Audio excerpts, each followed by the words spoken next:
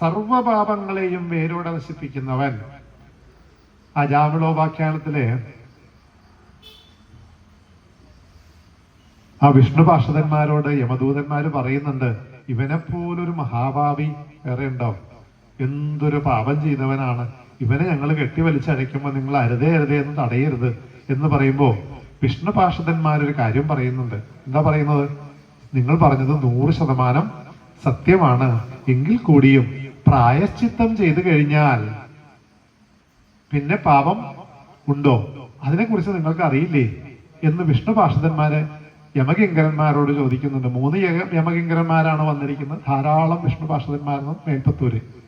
എത്രയാവട്ടെ, എണ്ണ എത്രയാവട്ടെ, ആ കോൺവെർസേഷന്റെ ഒരു കണ്ടന്റ് മാത്രം നമുക്ക് എടുത്താൽ മതി. എന്താ പ്രായശ്ചിത്തം ചെയ്തത്? തന്റെ 10ാമത്തെ പുത്രനായ ആ ഉണ്ണിയോടുള്ള വാത്സല്യം നിമിത്തം പൂർവജന്മവാസനയുടെ ബലം കൊണ്ട് ഒരു തവണ നാരായണ എന്ന ശബ്ദമൊന്ന് ഉച്ചരിച്ചപ്പോൾ തന്നെ സകല പാപവും വേരറ്റുപോയി. ശ്രുതിയിൽ പറയുന്ന, വേദങ്ങളിൽ പറയുന്ന വേദവിഹിതമായ പ്രായശ്ചിത്തം ചെയ്താൽ പാപം മാത്രമേ ഇല്ലാതാവുകയുള്ളൂ.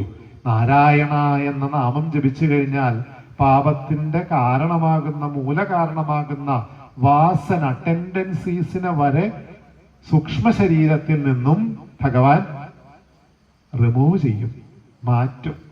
അതാണ് ഹരിയുടെ നാമം. ആചാര്യന്മാര് വീണ്ടും വീണ്ടും വീണ്ടും വീണ്ടും ഒറ്റ കാര്യത്തിനാണ് ഭാഗവതം, നാമമഹിമ, നാമത്തിന്റെ മഹാത്മ്യം, ഭക്തിയുടെ മഹിമ ആവർത്തിച്ച് ആവർത്തിച്ച് എല്ലാ കഥകളിലും പറയുന്നതിന്റെ കാരണം എന്താ? അത്രയ്ക്കും ഭഗവാന്റെ തിരുനാമത്തിന് ശക്തിയുണ്ട്.